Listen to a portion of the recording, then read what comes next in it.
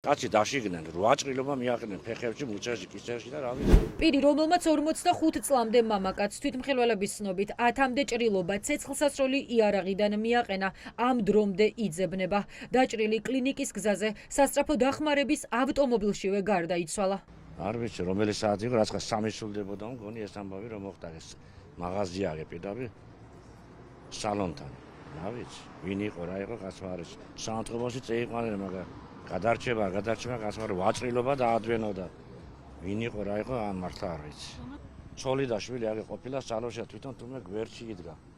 და მე ვერდის შემთხვევაში რომ დეინახეს საცუდავით უკვე წაქცეული, ნასროლი ტყვით. და მე წეიყვანენ საანთრობოში და მეტი არ ვიცი რა ხდება, რა ეძებენ ახლა და იძიებენ, რა ვიცი. ნამფერი ამბავი მოხდა სამწუხაროდ. კავკასიის ბიზნესმენების ბავშვები იგი აქვია, სკოლის მოსწავლეობა შიშისგან ტირილი დაიწყეს. შეეშინდნენ ბაღნას დრო გეიგონენ სროლის. როგორც ადგილობრივები აჭარა თაიმსთან ყვებიან, სისხლიანი ანგარიშ სწორება 15 საათზე წმინდა სევერიანე აჭარელის ქუჩაზე, ბათუმის ცენტრალური ბაზრის ტერიტორიაზე მოხდა. არც მოკლულის და არც სავარაუდო მკვლელის ვინაობა ჯერ ცნობილი არ არის. ეს სერიალ ვუყურებდი და სერიალის ყურებაში იგი იყო სროლა ვერც მივხვდი, მე მეგონა მაშხალა არის რაღაცა. ხო და რო გამევედი და ხალხი იყო, იქ არ ვერც მივედი, არ ვიცი არაფერი. მანამდე ჩხუბის ხმა ხო არ გაგიგია? ვაფშე საერთოდ არაფერი.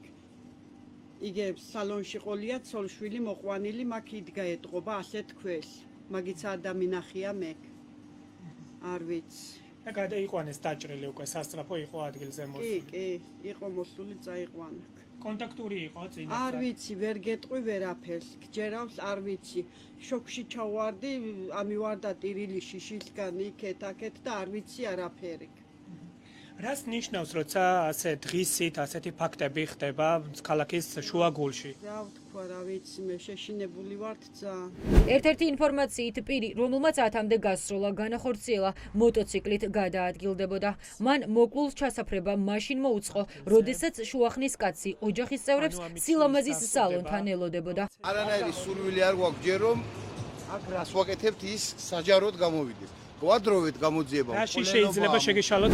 შინაგან საქმეთა სამინისტრომ გამოძიება 100-მერვე და 226 მუხლით დაიწყო, რაც განზრახ მკვლელობასა და ცეცხლსასროლი იარაღის მართლსაწინააღმდეგო შეძენა შენახვა ტარებას გულისხმობს. ადგილზე საგამოძიებო მოქმედებები დაახლოებით 3 საათის განმავლობაში მიმდინარეობდა.